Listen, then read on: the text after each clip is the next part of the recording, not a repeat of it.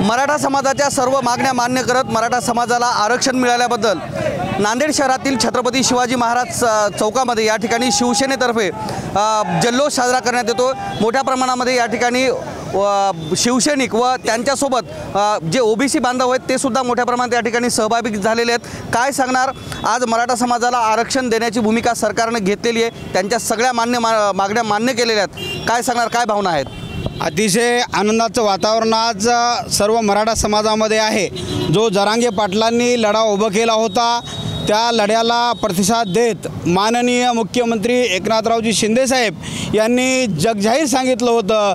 माननीय मुख्यमंत्र्यांनी छत्रपती शिवाजी महाराजांची शपथ घेऊन सांगितलं होतं, मी मराठा समाजाला न्याय देईल, त्यांना आरक्षण देईल। त्यांनी जे बोललं होतं ते करून दाखवलं। असा मुख्यमंत्री होणे नाही, म्हणून माननीय मुख्यमंत्री साहेबांचे मी आभार मानतो। अख्ख्या मराठा समाज त्यांचा आभार मानणार आहे, मानत आहे।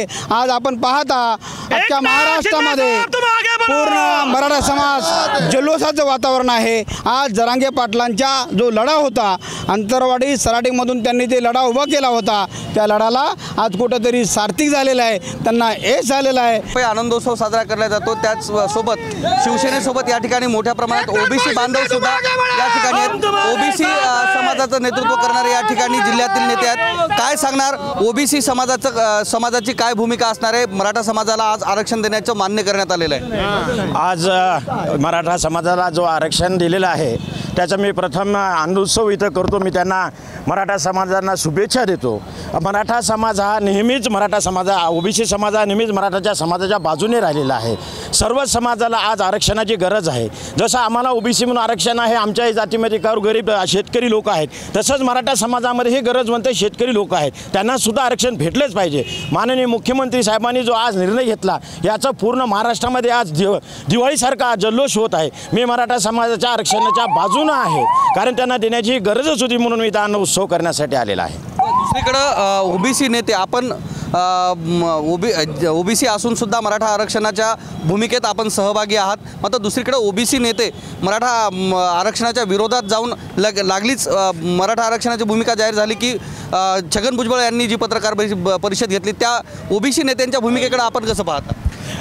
देशामध्ये लोकशाही आहे, लोकशाही त्याने त्यांचा वापर करावा, परंतु मी गोरगरीब लोक आहेत त्यांना आरक्षणाची गरज आहे, तसंच मराठा समाजाला सुद्धा आरक्षणाची गरज आहे। मी म्हणाल की या देशामध्ये आरक्षण लागू झालं पाहिजे, सर्व समाजाला आरक्षण भेटलं पाहिजे। देवानी सुदबुद्धी द्यावी या छगन भुजबळांना आणि त्यांनी पुढचा लढा बंद ठेवावा।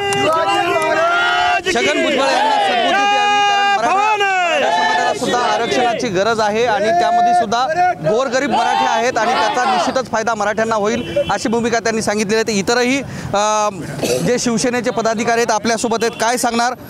एकीकडं छगन भुजबळांची भूमिका सत्तेत असणारा पक्ष आहे आणि मुख्यमंत्र्यांनी आज आरक्षण जाहीर केलं, या भूमिकेकडे आपण कसं पाहता? छत्रपती शिवाजी महाराजांच्या या महाराष्ट्रामध्ये या पावन धर्तीवर कुठल्याही समाजाला आरक्षण, त्यांच्या आरक्षणाला धक्का न लावता असे महाराष्ट्राचे लाडके कर्तव्यगार मुख्यमंत्री आदरणीय एकनाथभाई शिंदे साहेबांनी आज जे 3 महिन्यापासून जे मराठ्यांची चळवळ चालू होती, रात्रंदिवस उपोषणं चालू होते, काही मराठा समाजाच्या बांधवांचे याच्यामध्ये काही बलिदानसुद्धा गेलेले आहेत, त्यांचे बलिदान व्यर्थ न होता आज मुख्यमंत्री साहेबांनी या महाराष्ट्राची आणबाण शान ठेवत मराठा समाजाला सरसकट आरक्षण देऊन आज मराठा समाजाला एक न्याय दिलेला आहे। मी सर्वप्रथम त्यांचं अभिनंदन करतो आणि जे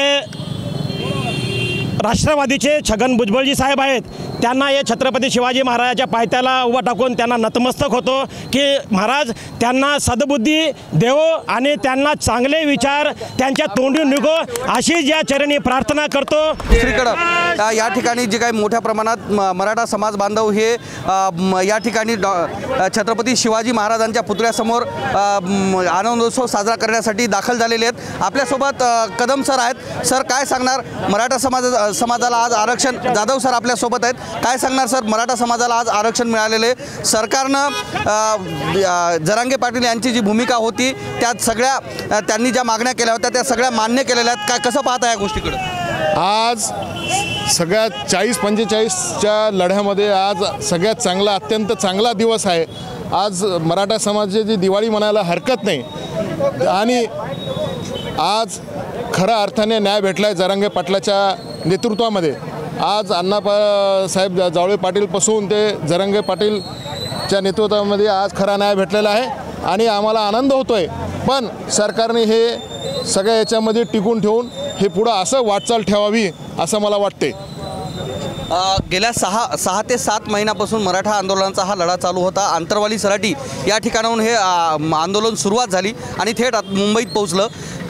गेल्या 7 महिन्यात सरकार कोणतीही भूमिका घेऊ शकलं नाही. जवळपास 7 ते 8 वेळेस शिष्टमंडळ येऊन गेलं. मात्र मराठे ज्यावेळेस मुंबईत धडकले त्यावेळेस त्यांच्या सगळ्या मागण्या मान्य करण्यात आल्या.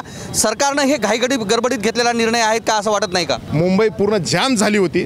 मुंबईमध्ये जर सगळे मराठे घुसले असते तर गल्लोगल्लीनं सगळे मराठेच दिसले असते. आज सरकारला आता जाग आली. देर आहे दुरुस्त आहे पण जाग आता आली. असो काही हरकत नाही. आज आम्हाला खरा न्याय भेटला. जरांगे पाटलांच्या नेतृत्वामध्ये खरा न्याय भेटला असं आम्ही समजतो.